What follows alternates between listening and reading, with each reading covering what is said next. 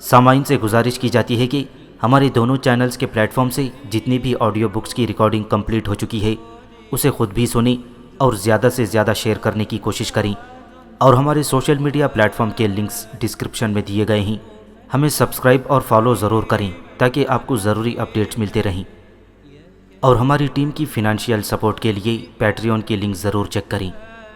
جزاک اللہ۔ بسم اللہ الرحمن الرحیم۔ ارطغرل غازی، حصہ سوم، ایپیسوڈ 39۔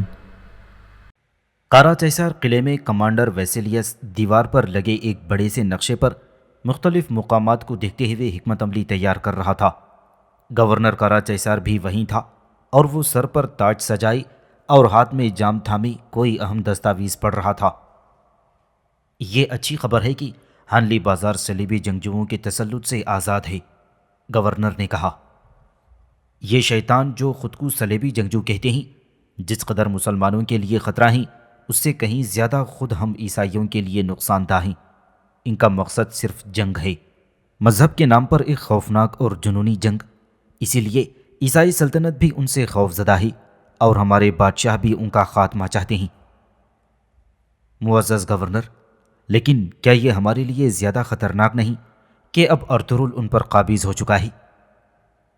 ان شیطانوں سے بچنا زیادہ مشکل تھا۔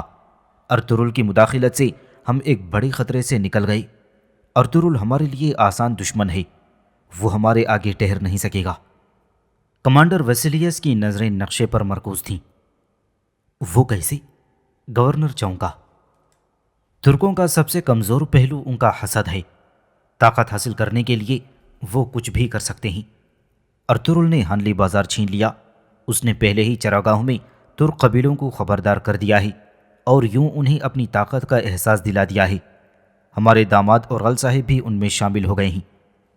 کمانڈر ویسیلیس نے طنزیہ قہقہ لگایا تھا۔ اورال کا نام مت لو کمانڈر۔ ایک آدمی جو بچے پیدا کرنے کے قابل نہیں ایک جنگجو کیسے بن سکتا ہے؟ گورنر نے منہ بنایا۔ آقا، اورال ہمارا سب سے مہلک ہتھیار ہے، وہ امیر سعد الدین کوپیک کا دوست ہے۔ کمانڈر ویسیلیس نے اس کی توجہ دلائی۔ سعد الدین کوپیک ضرور اسے استعمال کرے گا۔ گورنر کا انداز پرسوچ تھا۔ اس سے کوئی فرق نہیں پڑتا، کمانڈر نے شانے اچکاتے ہوئے کہا۔ ہم کس قسم کے راستے پر جا رہے ہیں؟ میں دیکھ رہا ہوں تم بہت کچھ برا کرنے والے ہو کمانڈر۔ صرف ارطغرل نہیں، ہم سب ترکوں کو مٹا دیں گے۔ ہم ان کی کھوئی ہوئی زمینیں واپس لے لیں گے۔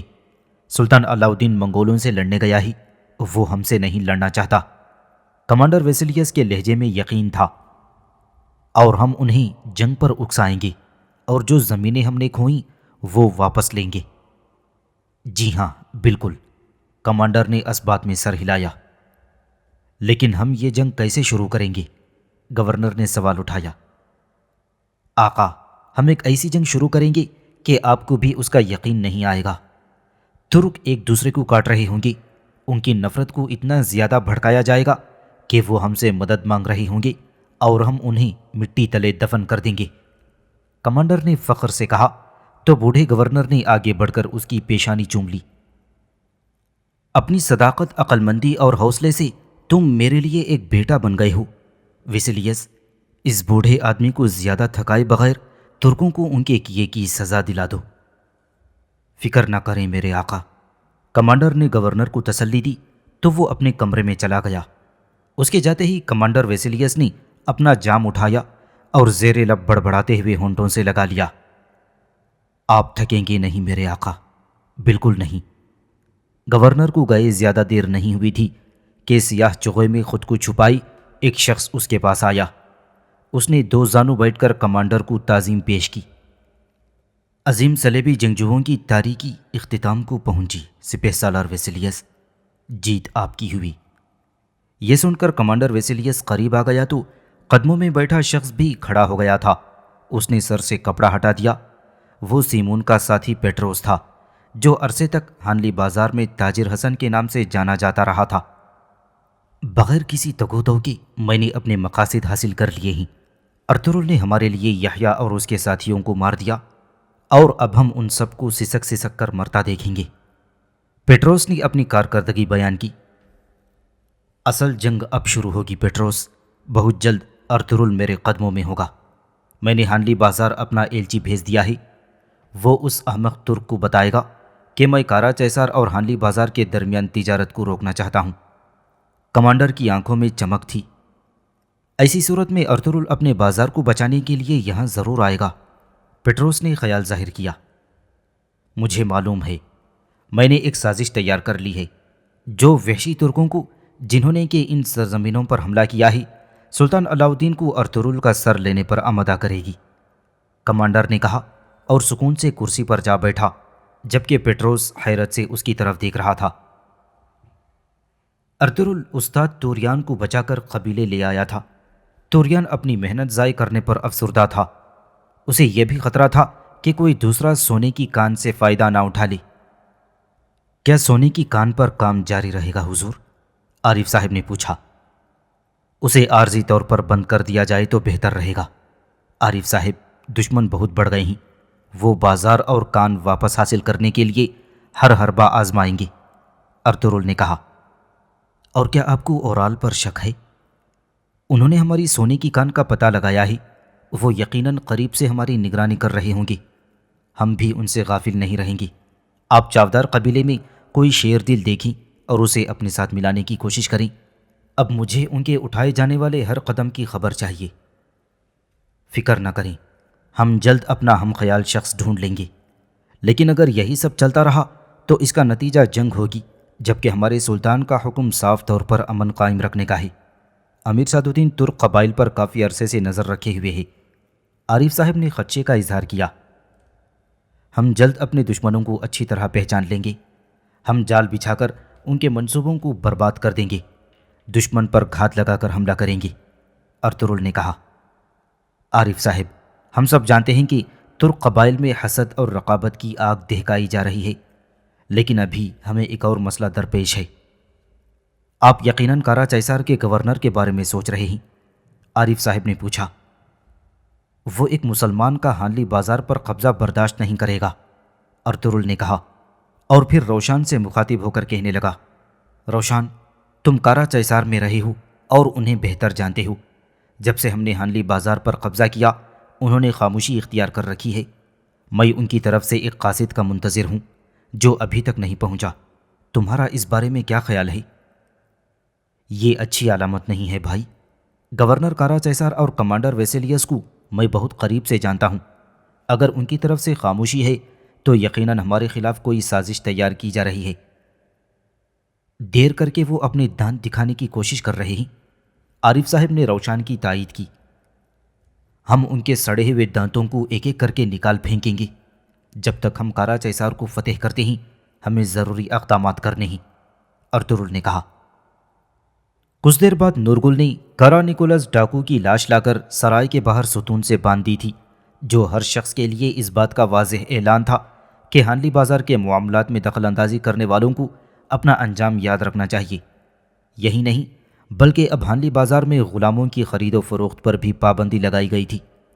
اسی شام ارطغرل کو یہ پیغام مل گیا کہ گورنر کارا چیسار نے ہانلی بازار سے ہر قسم کی تجارت روک دی ہے۔ یہ بات اورال کو بھی معلوم ہو گئی تھی، وہ اس موقع کو ہاتھ سے کیسے جانے دے سکتا تھا؟ چنانچہ وہ آلیار کے ساتھ سرائے میں آ گیا۔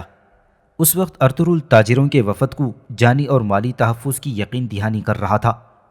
اورال ان کے پاس آ گیا اور طنزیہ لہجے میں بولا، ارطغرل صاحب، آپ اپنی باتوں سے معصوم تاجروں کو گمراہ کر رہے ہیں، حالانکہ گورنر نے ہانلی بازار سے تجارتی معاہدہ ختم کر دیا ہے۔ وہاں موجود سوداگر بھی یہ سن کر چونک گئے اور وفد کا امیر بولا، ارطغرل صاحب، اب آپ کیا کہیں گے؟ یہ ڈاکوؤں کو مار گرانے جیسا نہیں ہے، بلکہ وہ ایک دہشت ناک گورنر ہے، اور ہمارے قرضوں کا کیا بنا؟ وہ کیسے ادا ہوں گے؟ جب تک آپ اس بازار کے منتظم ہیں، وہ ہمارے خلاف سب کچھ کریں گے۔ وفد کے امیر تاجر نے غصے سے کہا اور باقی لوگوں کے ساتھ وہاں سے چلا گیا۔ اب اورال فاتحانہ انداز میں آگے بڑھا، سلیمان شاہ کے بیٹے ارطغرل، کیا ہوا؟ اس حکم نے تمہیں کارا چیسار کی سنگی دیواروں پر پٹک دیا ہے۔ مجھے بتاؤ اب تم کیا کرنے والے ہو؟ فضول باتیں کر کے اور یہ دعویٰ کر کے کہ ڈاکوؤں کے پیچھے کچھ لوگ سرگرم ہیں، تم کیا حاصل کرنا چاہتے ہو؟ کیا تم واقعی سمجھتے ہو کہ دوسرے لوگوں یا دکھائی نہ دینے والے شیطانوں پر اپنی غلطیوں کا الزام لگا کر خود کو بچا سکتے ہو؟ اورال نے نخوت سے کہا، اورال صاحب، شیاطین انسانوں کے اندر ہی رہائش پذیر ہیں۔ اس معاملے کے پیچھے کون ہے یہ سب کو معلوم ہے۔ بہت جلد ہم اس بڑے شیطان کو انجام تک پہنچا دیں گے۔ ارطغرل نے اس کی طرف دیکھا۔ ارطغرل، ادھر ادھر کی باتیں مت ہانکو، جو بھی کہنا ہے ایک مرد کی طرح صاف صاف کہو۔ وہ جس نے قسطنطنیہ کے راستے میں ہمارے قالینوں کو آگ لگائی، جس نے میرے سپاہیوں کو قتل کیا اور کارا نکولاس کو مشکلات کھڑی کرنے کے لیے استعمال کیا، وہ شیطان ایک ہی ہے۔ بہت جلد میرا پاؤں اس کی گردن پر ہوگا اور اس کا دم گھٹے گا۔ ہر قدم جو وہ اٹھائے گا اپنے گوشت کا ایک حصہ کھو دے گا۔ اور یہ شیطان کون ہے؟ بتاؤ تاکہ ہمیں بھی پتہ چلے۔ اورال نے کہا، اپنی سرداری کے پیچھے چھپ کر اور بڑبڑا کر کوئی مرد نہیں بن جاتا ارطغرل صاحب۔ کیا تمہاری نظر میں ایک مرد کی یہ تعریف ہے؟ یہ سنتے ہی ارطغرل نے اپنا ہاتھ گھمایا اور قریب کھڑے اورال کے چہرے پر نشان چھوڑ گیا۔ ارطغرل صاحب، اورال بھائی، یہ اب کیا کر رہے ہیں؟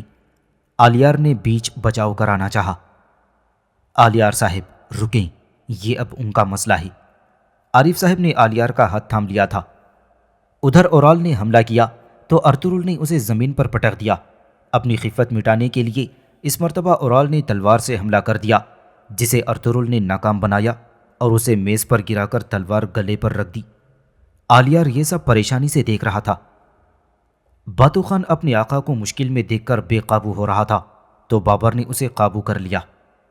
ارطغرل صاحب بس کر دیں، کیا آپ کو نہیں پتا کہ اس کے نتیجے میں بہت سے سپاہی مارے جائیں گے؟ آلیار نے درخواست کی۔ جس جگہ بھی وہ شیطان پناہ لے گا مجھ سے نہیں بچ سکے گا آلیار صاحب۔ اب ارطغرل نے اورال کی گردن سے تلوار ہٹا لی تھی۔ ارطغرل، تم اپنے فریب میں غرق ہو جاؤ گی، یہ الزامات تمہاری موت کا سبب بن جائیں گے۔ اورال نے اپنی تلوار اٹھائی اور باہر نکل گیا۔ آلیار بھی اس کے ساتھ تھا۔ ارطغرل صاحب، اورال اس لڑائی کو آپ کے خلاف استعمال کرے گا، وہ اپنے بابا اور بہن بھائی کو آپ کے خلاف اکسائے گا۔ عارف صاحب بولے۔ عارف صاحب، وہ اپنی حد سے بڑھ رہا تھا، میں نے اسے ڈھیل دی، لیکن وہ اسے میری کمزوری سمجھنے لگا۔ سلطان نے مجھ سے کوئی مسئلہ نہ پیدا کرنے کی توقع کی تھی۔ اگر دونوں قبائل کا ٹکراؤ ہوتا ہے اور پھر بازنطینی حملہ کرتے ہیں تو کئی مسائل کھڑے ہو جائیں گے۔ ارطغرل نے اس جھگڑے کے نتائج پیش کیے تھے۔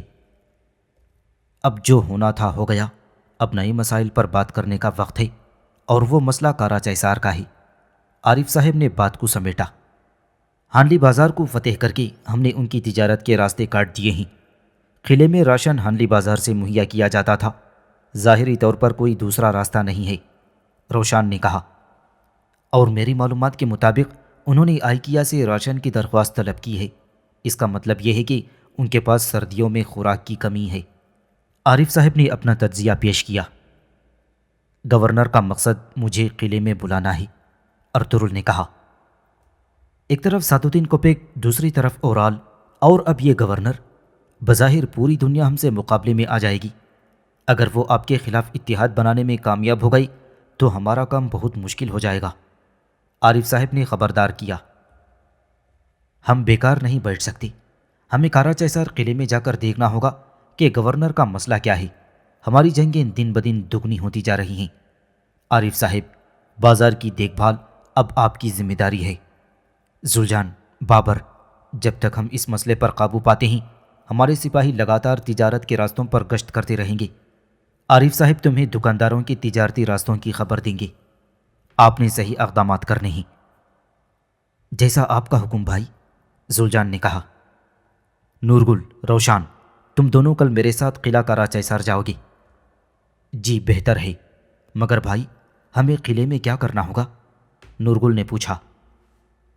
ہم گورنر سے ملیں گے اور اسے بتائیں گے کہ اصل شیر دل ہم ہیں۔ ہمارا مقصد صرف قلعہ فتح کرنا نہیں بلکہ لوگوں کے حقوق کا تحفظ کرنا ہے۔ عوام خوشحال ہوگی تو زندگی سب کے لیے آسان ہو جائے گی۔ جھگڑے کے بعد اورال کا غصہ پہلے سے بڑھ گیا تھا۔ اب وہ ارطغرل کو کسی صورت برداشت نہیں کرنا چاہتا تھا۔ ہانلی بازار سے وہ سیدھا چولپان خاتون کے پاس چلا گیا۔ وقت بہت کم تھا اور وہ اس سے ایک خاص موضوع پر بات کرنا چاہتا تھا۔ کیا ہوا آپ کو؟ یہ سب کیا ہے؟ چولپان خاتون اسے زخمی دیکھ کر چونکی۔ ارطغرل نے یہ زخم لگائے ہیں۔ اپنے سپاہی ساتھ کھڑے کر کے اس نے ڈٹائی سے مجھ پر حملہ کر دیا۔ لعنت ہو تم پر ارطغرل، چولپان خاتون نے کہا۔ چولپان وہ سب جانتا ہے، سب کچھ، لیکن ان کے پاس معقول ثبوت اور طاقت نہیں۔ وہ یہ سب ظاہر نہیں کر رہا۔ اگر میں اسے روک نہیں سکا تو بہت خون بہے گا۔ جو بھی ضروری ہے آپ کو وہ سب کرنا چاہیے اورال صاحب، یہ بیکار بیٹھنے کا وقت نہیں۔ چولپان تم خود کو ذہنی طور پر تیار کر لو، آج شام ہم گورنر کارا چائسار سے ملیں گے۔ اورال نے سرگوشی کی تو چولپان اسے حیرت سے دیکھنے لگی۔ چولپان مجھے احساس ہے کہ میں تم سے بہت زیادہ مدد چاہتا ہوں، اگرچہ کہ وہ تمہارے بابا کے قاتل ہیں، لیکن میرے پاس ان کے ساتھ مل کر کام کرنے کے علاوہ کوئی راستہ نہیں، اور ارطغرل سے ہانلی بازار واپس لینے کے لیے یہ میرا آخری حربہ ہوگا۔ اورال کے لہجے میں التجا تھی، جبکہ چولپان کی آنکھوں سے آنسو بہہ رہے تھے۔ آپ اس بے ایمان گورنر کو کیسے قائل کریں گے؟ انہیں وہ سب دے کر جو وہ چاہتے ہیں، اورال نے جواب دیا۔ اورال صاحب میں نے اپنی زندگی خاموش رہ کر گزار دی۔ جب میں چھوٹی تھی تو ان ظالموں نے میری آنکھوں کے سامنے بابا کو قتل کر دیا تھا۔ ان کے خلاف نفرت نے میرے انتقام کی بھوک کو پالا ہے، لیکن میں آپ کو تنہا نہیں چھوڑ سکتی۔ میں اپنے باپ کے قاتلوں کے سامنے مسکرانے کا ڈھونگ کروں گی۔ میں ایک دفعہ پھر ان کے دسترخوان پر بیٹھوں گی، ان کی تعریف کروں گی۔ جب تک آپ اپنا حق نہیں چھین لیتے میں ہر ممکن آپ کا ساتھ دوں گی۔ چولپان خاتون نے اسے اپنی وفاداری کا یقین دلا دیا۔ وہ دن دور نہیں جب ان سرزمینوں پر میری حکمرانی ہوگی، پھر میں ان سب لوگوں سے بدلہ لوں گا جنہوں نے تمہارے والد کا خون کیا ہے۔ اورال نے اس کا ہاتھ تھام لیا تھا۔ اورال صاحب میں آخری سانس تک آپ کے ساتھ ہوں۔ چولپان نے اس بات میں سر کو جنبش دی۔ چولپان خاتون کے رضامند ہوتے ہی اورال سردار جاندار کے پاس آ گیا۔ اس نے سردار جاندار کے سامنے ارطغرل کو اتنا برا بھلا کہا کہ اس نے قالین بنانے کا تجارتی معاہدہ ختم کرنے کا ارادہ کر لیا۔ سردار جاندار نے آلیار کی بھی ایک نہیں سنی تھی، جو اس معاملے کو صلح صفائی سے نمٹانا چاہتا تھا۔ جب تنگ آ کر وہ باہر چلا گیا تو اورال کو موقع مل گیا۔ بابا ہم ارطغرل کو ڈھیل نہیں دیں گے کہ وہ ہمیں دھمکائے، بلکہ آپ کی اجازت سے میں آج چولپان کے ساتھ قلعہ کارا چائسار جاؤں گا۔ ہم گورنر سے اپنے قرضوں کی بات کریں گے۔ میں ان سے یہ بھی کہوں گا کہ اب وہ ہمارے ساتھ براہ راست تجارت کریں۔ ہم ارطغرل کے بے تکے پن کی وجہ سے اپنی تجارت قربان نہیں کر سکتے۔ اورال تم ٹھیک کہتے ہو، مجھے تم پر اعتماد ہے۔ جتنی جلدی ممکن ہو سکے تم اس مسئلے کو حل کرو۔ سردار جاندار نے اسے اجازت دے دی تھی۔ اب اورال کے رستے آسان ہو گئے تھے۔ جو پیغام تم نے ہانلی بازار بھیجا تھا کیا وہ ارطغرل کو موصول ہوا؟ گورنر کارا چائسار نے سپہ سالار ویسیلیس سے پوچھا تو اس نے سر سے خود اتاری اور ادب سے بولا، ارطغرل کو خبر مل چکی ہے۔ آج نہیں تو کل وہ اپنے بازار کے لیے بھیک مانگنے آئے گا۔ سلطان علاؤالدین مشرق میں منگولوں سے گھرا ہوا ہے اور ارطغرل کے چاودار قبیلے کے ساتھ اختلافات سنگین ہوتے چلے جا رہے ہیں۔ اورال کی ارطغرل سے ہانلی بازار چھیننے کی خواہش اسے سکون نہیں لینے دے رہی ہے، گورنر نے کہا۔ جی ہاں، وہ اپنی ہی آگ میں جل رہا ہے اور تمہارا صلیبی جنگجوؤں کے خلاف منصوبہ تاریخ ساز رہا ہے ویسیلیس۔ گورنر نے ویسیلیس کی تعریف کی۔ تم نے بغیر کسی فوج یا جانی نقصان کے مجھے بہت بڑی مصیبت سے بچا لیا۔ جب میں سوچتا ہوں کہ تم ارطغرل سے کیا کہنے جا رہے ہو تو مجھے تم پر فخر ہوتا ہے۔ خداوند تمہارے ساتھ ہو۔ شکریہ میرے آقا، کمانڈر نے کہا۔ میرے پاس آپ کے لیے ایک اچھی خبر ہے، آپ کی بیٹی ہیلینا بہت جلد یہاں ہوں گی۔ میری بیٹی؟ تو وہ اپنے بوڑھے باپ کو دیکھنے آ رہی ہے؟ میں نے اسے بہت یاد کیا۔ اس کے لیے کچھ خاص تیار کرو ویسیلیس، اس کے پسندیدہ کھانے تیار کرواؤ اور استقبال کی تیاری بھی کرو۔ گورنر اپنی بیٹی ہیلینا کا سنتے ہی خوشی سے نہال ہو گیا تھا۔ آپ بے فکر رہیں، تمام انتظامات کی میں خود نگرانی کروں گا۔ کمانڈر ویسیلیس نے خود پہنا اور واپس چلا گیا۔ شام ڈھلنے تک اورال اور چولپان خاتون گورنر کاراچیسار سے ملاقات کے لیے پہنچ گئی تھی۔ جب وہ دونوں گورنر کے سامنے پیش ہوئے تو ویسیلیس بھی وہیں تھا اور وہ ان سے بہت شفقت سے پیش آیا۔ کیترینا اینجلس، میری پیاری کزن، کیسی ہو تم؟ میں چولپان ہوں محترم گورنر، چاودار قبیلے کی بہو چولپان، اس نے جذبات سے آری لہجے میں کہا تو گورنر ہی نہیں کمانڈر ویسیلیس بھی چونک پڑا، جبکہ اورال کا دل تیزی سے دھڑکنے لگا۔ اسے ڈر تھا کہ گورنر چولپان کے رویے سے ناراض ہو جائے گا۔ خوش آمدید چولپان خاتون، گورنر کا لہجہ اس بار خشک تھا۔ اورال صاحب، آپ یہاں کیسے آئے؟ ہانلی بازار پر بات کرنے کے لیے محترم گورنر۔ اچھا مسئلہ ہے، امید ہے تمہیں اس بدتمیز ارطغرل نے نقصان نہیں پہنچایا ہوگا، گورنر نے پوچھا۔ باقی سب کی طرح میرے قبیلے نے بھی نقصان اٹھایا ہے، لیکن محترم گورنر، میں یہاں کسی اور کام سے آیا ہوں، اورال نے کہا تو ویسیلیس نے اس کی بات کاٹ دی۔ اورال صاحب، ایسا لگتا ہے ارطغرل نے آپ کو بری طرح نقصان پہنچایا ہے۔ امن کے دور میں ہر ایک کو فائدہ اٹھانا چاہیے، خاص طور پر آپ کو، اورال نے اس کا خدشہ نظر انداز کر دیا تھا۔ ہم رات کے کھانے پر تفصیلی بات کریں گے، آپ لوگ کچھ دیر آرام کر لیں، ہمیں بہت سی باتیں کرنی ہیں۔ گورنر نے مجلس برخاست کر کے انہیں مہمان خانے میں بھجوا دیا تھا۔ رات کے کھانے پر دوبارہ ملاقات ہوئی تو گورنر نے چولپان خاتون کی طرف دیکھتے ہوئے گفتگو کا آغاز کیا۔ تمہارے بابا نہ صرف میرے قریبی رشتہ دار تھے بلکہ میرے بہت قریبی دوست بھی تھے، اور انہوں نے ویسیلیس کی رہنمائی کر کے اسے ایک عظیم سپہ سالار بنا دیا ہے۔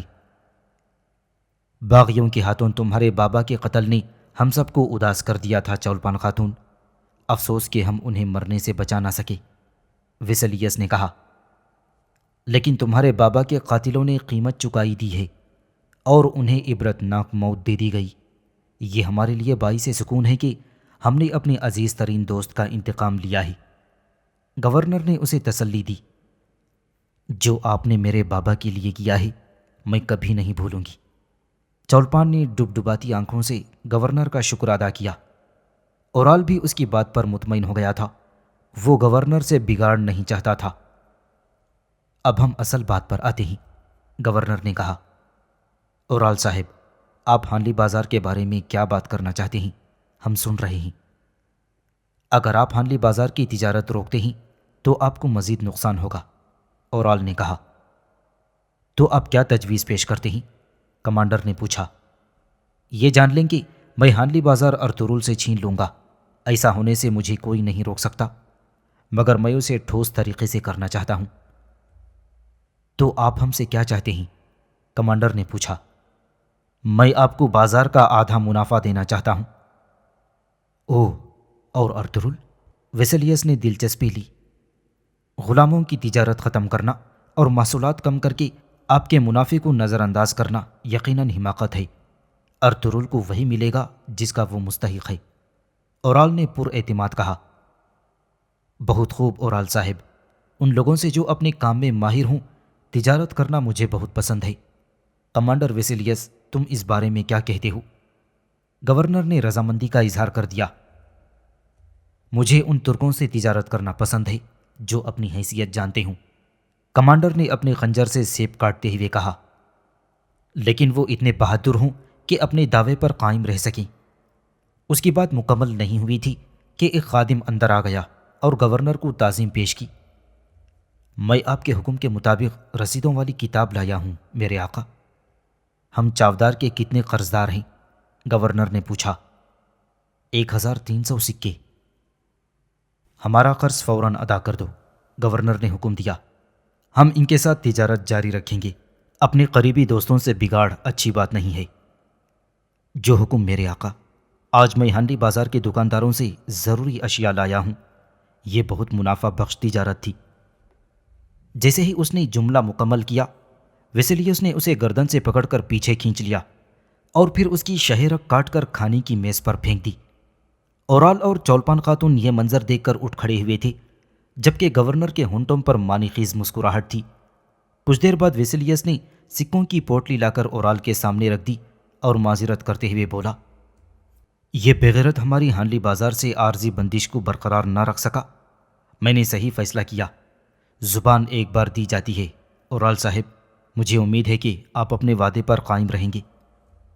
میں اپنی کہی بات کو آگ میں نہیں جھونکوں گا، لیکن ہماری تلواریں زنگ آلود نہیں، اور اس کے برخلاف یہ خون کی خواہش مند ہیں۔ اورال نے بھی اسے دبے لفظوں میں سمجھا دیا تھا۔ دیکھ لیں، ویسلیس نے سر کو جنبش دی۔ جب گورنر نے چولپان خاتون کی طبیعت خراب دیکھی تو اسے مہمان خانے میں بھیجوا دیا۔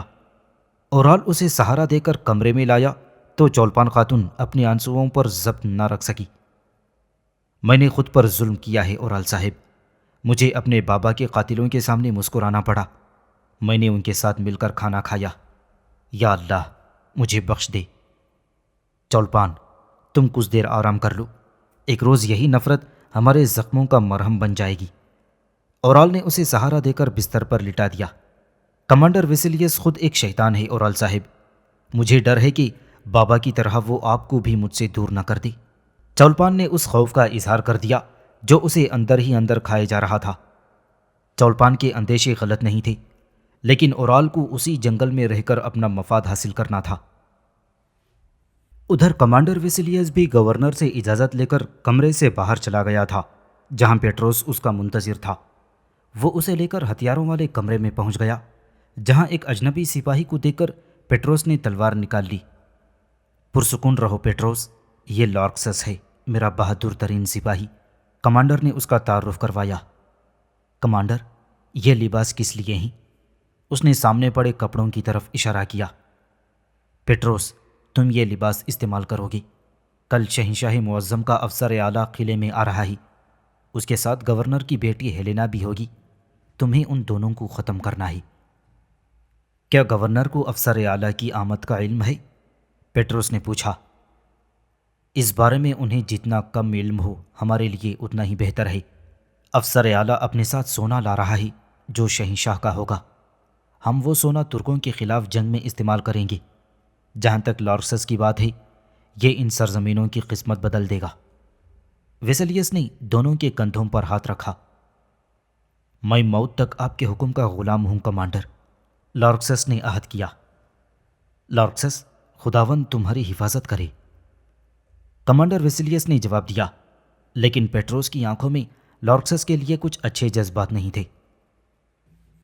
اگلے روز ارطغرل قبیلے سے روانہ ہوا تو روشان، نورگل اور عبد الرحمن اس کے ساتھ تھی۔ انہیں گورنر سے ملاقات کے لیے کارا چیسار جانا تھا۔ جب وہ بازنطینیوں کے عظیم الشان قلعے کے سامنے پہنچے تو دروازہ بند تھا۔ گورنر کو بتاؤ کہ کائی قبیلے کے سردار ارطغرل صاحب آئے ہیں۔ نورگل نے آگے بڑھ کر ارطغرل کا تعارف کروایا تو قلعے کا دروازہ کھول دیا گیا۔ وہ سب دروازہ پار کر کے صحن میں چلے گئے۔ آپ یہیں انتظار کریں، ایک سپاہی اندر چلا گیا۔ میں نے اس منحوس جگہ پر ایک طویل عرصہ گزارا ہے، روشان نے سرگوشی میں کہا۔ انشاءاللہ اس جگہ کو فتح کرنا بھی ہمارا نصیب ہوگا، نورگل نے کہا۔ انشاءاللہ نورگل، انشاءاللہ، ارطغرل نے اس کی تائید کی۔ جلد ہی سپاہی واپس آیا اور انہیں اندر لے گیا۔ کچھ دیر بعد وہ مختلف راہداریوں سے گزر کر گورنر کے کمرے کے سامنے موجود تھی۔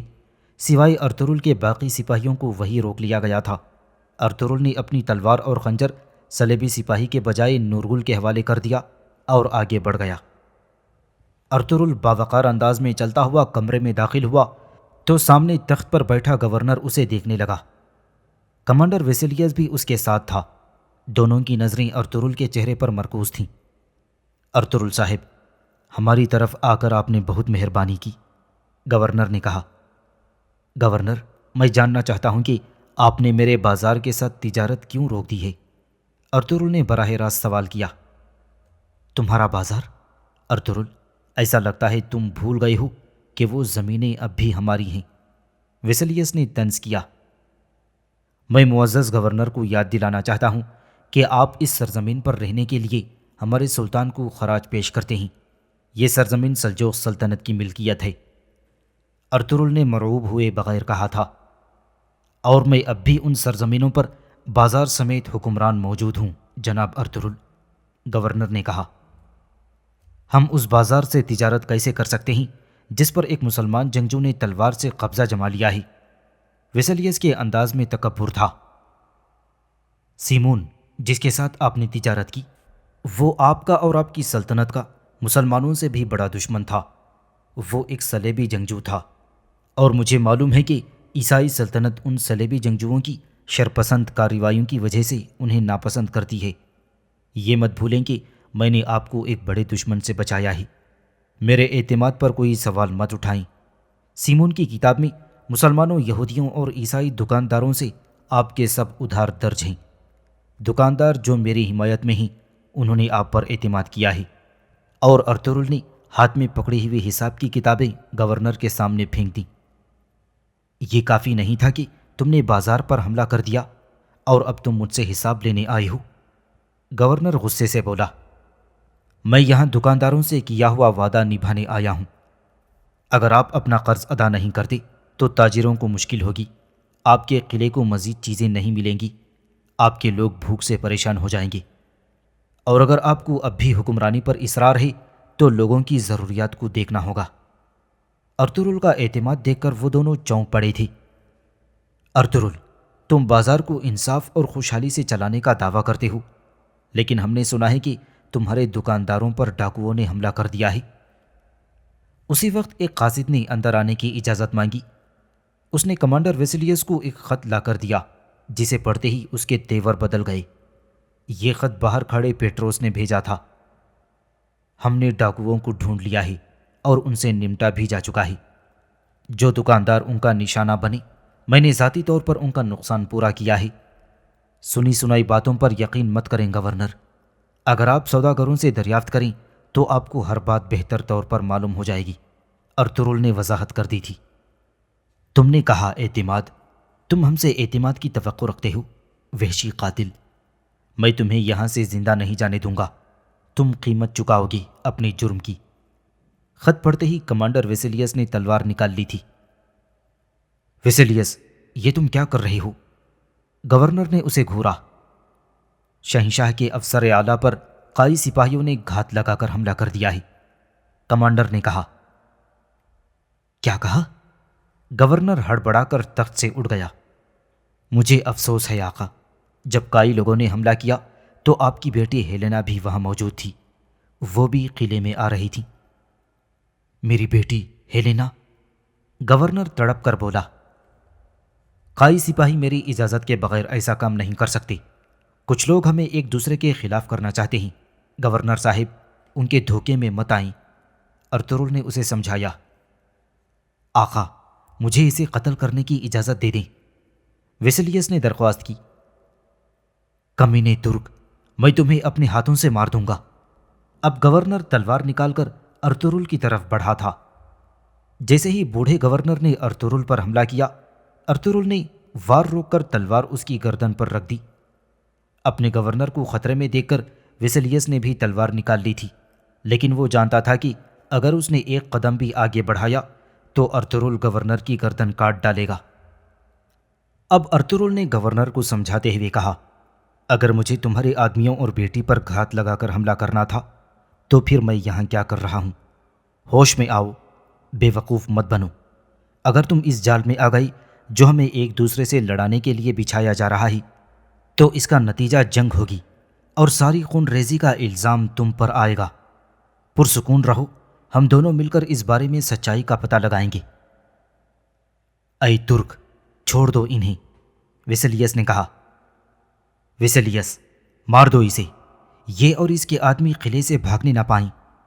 گورنر نے حکم دیا تو ارطغرل نے گلے سے تلوار ہٹا کر اسے دیوار کی طرف دھکیل دیا اور ویسلیس کے مقابل آ گیا۔ تم میرے ہاتھوں قتل ہو جاؤ گے ارطغرل، کمانڈر ویسلیس نے ارطغرل پر حملہ کر دیا۔ ارطغرل نے اس کا وار روک لیا۔ وہ خون ریزی نہیں چاہتا تھا، لیکن ویسلیس بار بار حملے کر رہا تھا۔ اسی وقت روشان، نورگل اور عبد الرحمن بھی اندر آ گئے اور بہت سے بازنطینی سپاہی بھی ان کے تعاقب میں تھے۔ ارطغرل نے صورتحال نازک دیکھی تو دوبارہ گورنر کو قابو کر لیا۔ رک جاؤ، ورنہ تمہارا گورنر مارا جائے گا۔ ارطغرل کی باروب آواز سن کر سب نے اپنی تلواریں روک دیں اور قلعے کے محافظ اب ویسلیس کی طرف دیکھ رہے تھے۔ ارطغرل، یہاں سے تمہاری لاش ہی جا سکتی ہے۔ ویسیلیس الفاظ چباتے ہوئے بولا، ہم میں سے کوئی قتل ہوا تو گورنر بھی زندہ نہیں رہے گا۔ ارطغرل بھی ڈٹ گیا تھا۔ تمہارا کیا خیال ہے، ہمیں موت کی پرواہ ہے؟ ویسیلیس نے طنز کیا۔ ارطغرل کے جانباز قہر ڈھانے کے لیے تیار ہو گئے تھے۔ وہ باہر بھی بہت سے سپاہیوں کو واصل جہنم کر چکے تھے۔ ان حملوں میں روشان کی ٹانگ پر گہرا زخم آیا تھا۔ حضور، کیا چاہتے ہیں یہ کافر؟ نورگل نے پوچھا۔ یہ ہم پر سلطنت کے افسر اعلیٰ کے قتل کا الزام لگا رہے ہیں۔ گورنر، یہ بتاؤ، کیا تمہاری بیٹی کی لاش مل چکی ہے؟ ارطغرل نے پوچھا۔ جواباً ویسیلیس نے ایک سپاہی کو اشارہ کیا تو وہ ثبوت کے طور پر قائی تیر لے آیا۔ ویسیلیس نے وہ تیر ارطغرل کی طرف بڑھا دیے۔ تمہارے سپاہیوں نے کب کا ہیلینا کو مار دیا ہوگا، یہ قائی تیر اس کا ثبوت ہیں۔ کمانڈر ویسیلیس، جس نے بھی یہ سازش تیار کی ہے اس نے ہمارے تیر استعمال کیے ہیں۔ قائی تیر کبھی کسی معصوم عورت کو نہیں لگے گا، اور اس جھوٹ پر یقین کر کے تم دونوں ریاستوں کے بیچ کے امن کو خراب کرنے والوں کی مدد کر رہے ہو۔ ارطغرل نے وضاحت کی اور پھر گورنر سے مخاطب ہوتے ہوئے بولا، میں تم سے آخری بار کہہ رہا ہوں کہ اب ہمیں جانے دو۔ ہمارے سپاہی تمہارے اور میرے درمیان سازش کرنے والوں کو بے نقاب کر دیں گے۔ یہ تمہاری بیٹی کو تلاش کر کے لائیں گے، اور اگر تمہاری بیٹی زندہ ہوئی تو میرے سپاہی اسے بچا لیں گے۔ اگر خدا نخواستہ وہ مر چکی ہے تو اس کے قتل کے ذمہ داروں کا پیچھا کریں گے۔ بہتر ہوگا میرے سپاہیوں کو جانے دو۔ میں یہاں یرغمال بن کر رکوں گا۔ تم دیکھو گے کہ مجھے خود پر اور اپنے سپاہیوں پر کتنا یقین ہے۔ میرے آقا، آپ یہ کسی طور قبول نہیں کر سکتے، کمانڈر نے چلاتے ہوئے کہا۔ وہ دوبارہ حملہ کرنے والا تھا کہ ارطغرل نے اسے خبردار کر دیا۔ اگر تم نے ایک قدم بھی آگے بڑھایا تو گورنر مارا جائے گا۔ تم نے میرے بیٹی کو مارا، تم نے میرے سپاہیوں کو مارا، اور یہ سب ہونے کے بعد مجھے میرے ہی قلعے میں قیدی بنانے کی کوشش کر رہے ہو۔ ارطغرل، تم مجھے اور کتنا شرمندہ کرو گے؟ میری زندگی زیادہ اہم نہیں ہے۔ کمانڈر ویسیلیس، ان سب کو مار ڈالو۔ گورنر نے گھٹی گھٹی آواز میں کہا۔ اگر تمہاری بیٹی زندہ ہوئی اور اگر وہ نہ مری ہوئی تو؟ ارطغرل نے اسے احساس دلایا۔ گورنر، اس کام کا نتیجہ جنگ ہوگا، بہت سے بے گناہوں کا خون بہے گا۔ تمہیں اس نام سے یاد رکھا جائے گا کہ جس نے ان بے گناہوں کو مرنے دیا۔ ارطغرل، میں تمہیں کل تک کا وقت دیتا ہوں، یا تم اس معاملے کو حل کرو گے یا پھر ہم سب مارے جائیں گے۔ گورنر نے اس بار نرمی کا مظاہرہ کرتے ہوئے کہا تو ارطغرل گورنر کی طرف متوجہ ہوا۔ نورگل، پتہ کرو اس صفاکی کے پیچھے کون ہے۔ لڑکی کو بھی ڈھونڈو، وہ جہاں بھی ہے تلاش کر کے اسے یہاں لاؤ۔ حضور، ہم آپ کو یہاں کیسے اکیلا چھوڑ سکتے ہیں؟ نورگل فکر مند تھا۔ شاباش نورگل، اب جاؤ، وقت ضائع مت کرو اور کامیاب لوٹو، میں تمہارا منتظر ہوں۔ ارطغرل نے اسے جانے کا کہا تو وہ روشن اور عبد الرحمن کے ساتھ واپس چلا گیا۔ جانے سے پہلے نورگل نے ارطغرل کی تلوار اور خنجر اسے واپس کر دیا تھا۔ گورنر کے اشارے پر کمانڈر ویسیلیس نے بھی تلوار میان میں ڈال لی تھی۔ یہ تم نے کیا کیا ارطغرل؟ کل جب گرجے کی گھنٹیاں بجیں گی تو میں تمہیں اپنے ہاتھوں سے قتل کر دوں گا، ویسیلیس نے جاتے ہوئے کہا۔ اس کی آنکھوں میں شدید نفرت تھی۔ دروازہ بند کر دو، کوئی بھی اندر آیا تو گورنر اپنی جان سے ہاتھ دھو بیٹھے گا۔ ارطغرل نے ویسیلیس کو تنبیہ کی۔ وہ سپاہیوں کے ساتھ باہر چلا گیا۔ کمرے کا دروازہ بند کر دیا گیا تھا۔ اب وہاں صرف ارطغرل اور گورنر موجود تھے۔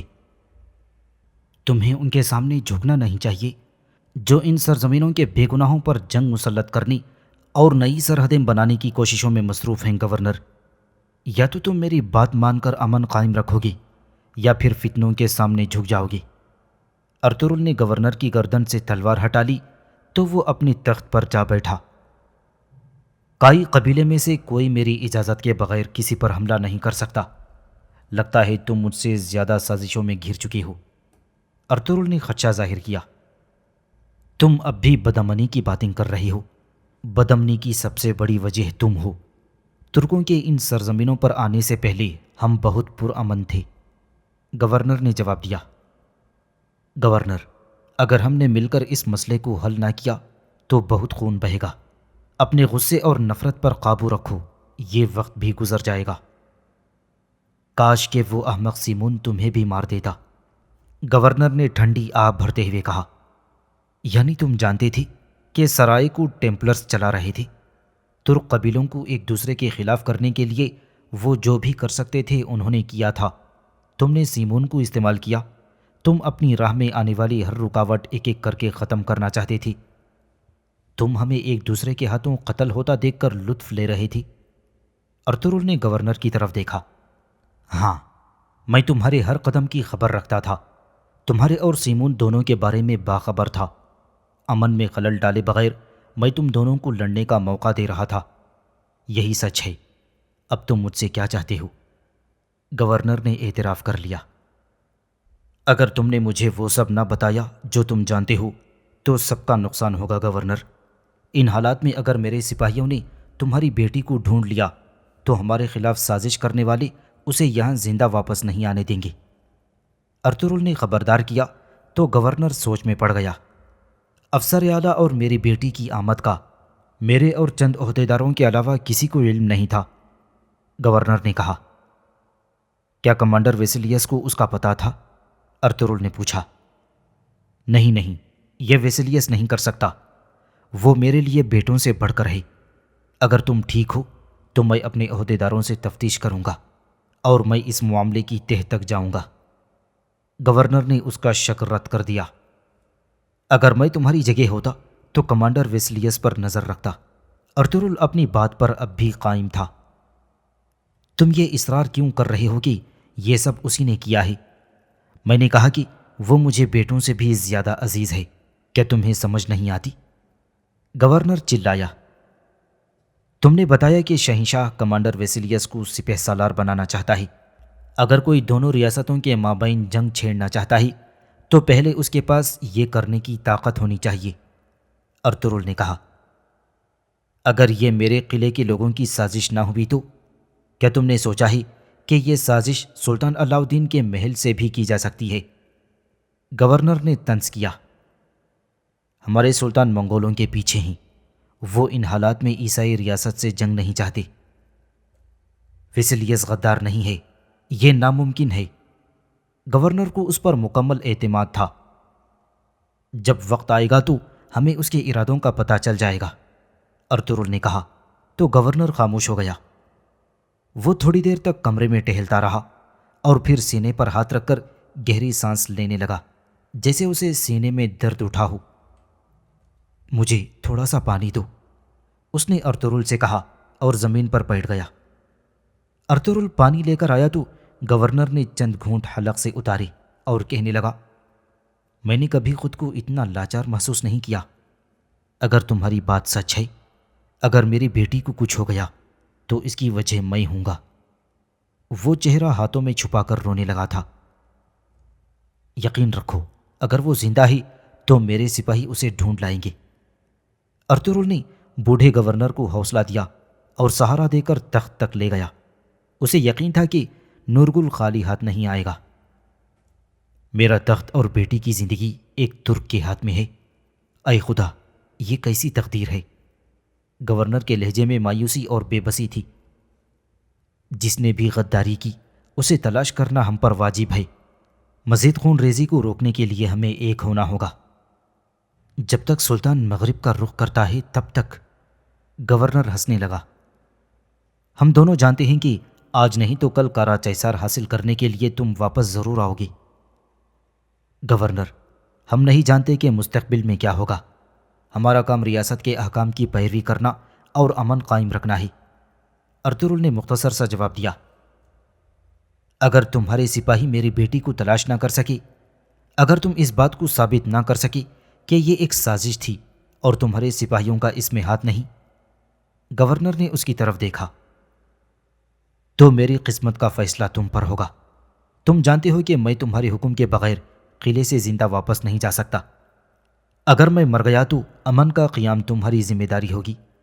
تم اپنے درمیان غداروں سے لڑو گے، حتیٰ کہ اپنے قریب ترین لوگوں پر بھی بھروسہ مت کرو۔